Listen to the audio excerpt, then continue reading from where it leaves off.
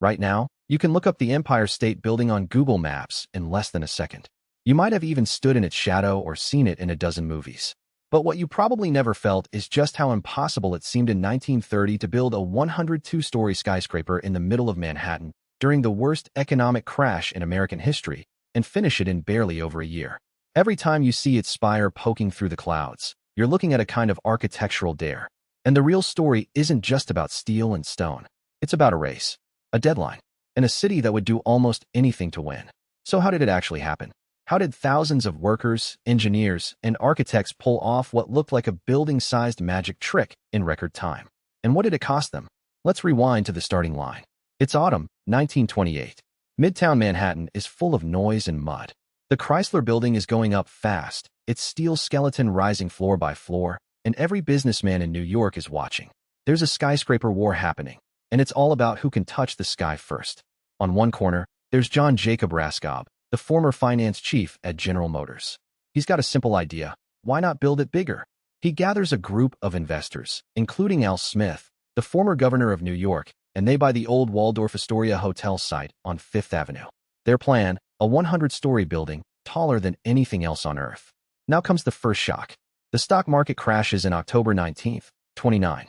The Great Depression starts. Every sane person in New York is cutting back, firing staff, closing up shop. But the Empire State team does the opposite. They double down, convinced that building big and building fast will put people to work and make their mark on history. They hire the architectural firm Shreve, Lamb, and Harmon. William Lamb, the lead architect, is told to design a building as tall as the laws of nature and the city of New York would allow. He sketches out the concept in just 2 weeks, a sleek, tiered tower with Art Deco details and a spire that juts into the sky. It's now January 19, 30. Demolition crews rip apart the old Waldorf Astoria. By March, they're digging the new foundation. And here comes the first real trick.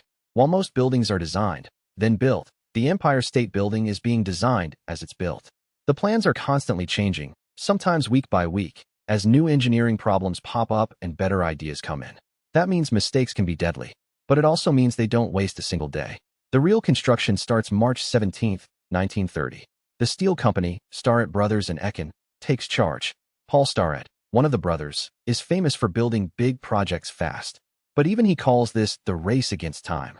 They build around the clock, sometimes running 3 shifts a day.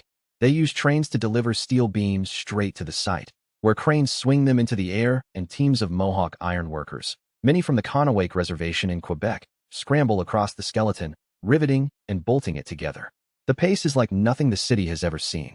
In 1 week, they put up 14 floors. 14. For comparison, the Burj Khalifa in Dubai, built nearly 80 years later, sometimes managed only 1 floor every week or 2. The site is chaos, but it's organized chaos. Every piece of steel is numbered, every delivery scheduled down to the hour. Workers are everywhere. At the peak, more than 3,500 men, from laborers to electricians to plumbers, all coordinated like a giant machine. They eat in cafeterias on the unfinished floors, carry their tools dozens of stories up, and work in the wind, the cold, and sometimes the rain. There are almost no safety rails. Most wear cloth caps, not hard hats. The death toll is famously debated, but the best estimate comes from historian John Tornak. At least 5 workers died on the site, though some stories claim more.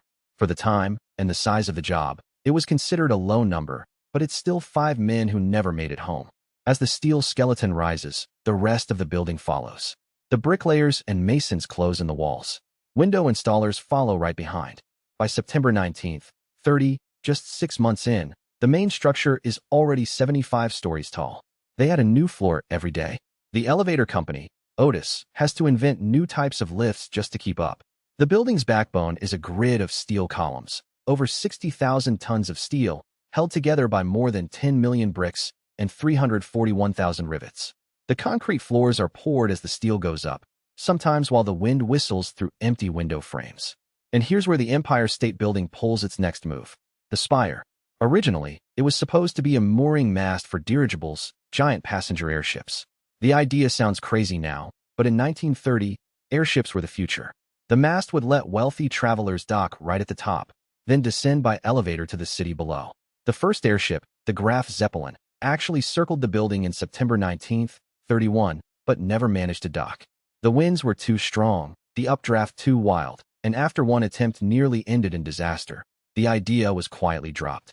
But the spire stayed, adding more than 200 feet and securing the Empire State Building's place as the tallest in the world. By April 19, 31, construction is nearly complete. The building is finished in just 1 year and 45 days, 12 days ahead of schedule. On May 1, 1931, President Herbert Hoover flicks a switch in Washington, D.C. that lights up the tower for the first time. It's official. The Empire State Building is open for business. But here's the twist, the real pivot. Even though it's an instant icon, the Empire State Building is almost empty. The Great Depression is at its worst. Companies can't afford the rent. For years, most of the offices sit dark and silent.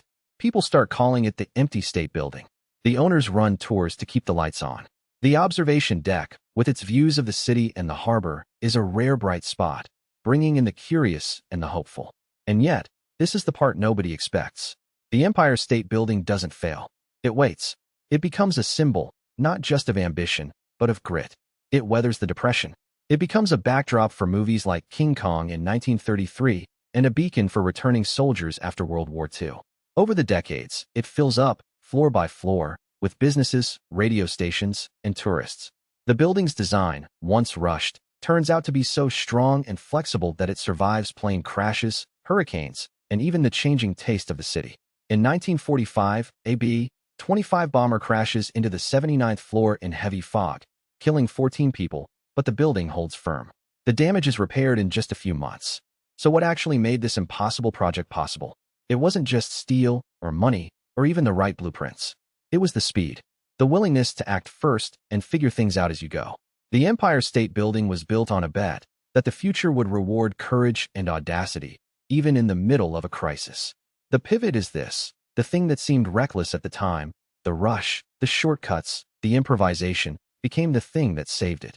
In a city that never stops, the Empire State Building is proof that sometimes you have to move fast and trust that the world will catch up. Let's run that back. In 1929, a group of dreamers bought a hotel site and decided to build the tallest building on Earth. William Lamb sketched it in 2 weeks. Demolitions started before the blueprints were finished. Paul Starrett's crews put up 14 floors in a week, working through fear and fog, with almost no safety net. They built a spire for airships that never came. The building opened ahead of schedule, in the depths of the Depression, almost empty. But it survived, and then it thrived. It became the city's heartbeat, a symbol of resilience and speed. Every time you see a skyscraper race, or a company fighting to launch the next big thing, you're watching the spirit of the Empire State Building at work. The next time you look up at that spire, remember, it was built by people betting on a future they couldn't see, in a time when everything said it couldn't be done. And that's the Real Foundation holding it up. If you want to dig deeper into the names and details behind this story, all the sources are linked in the description.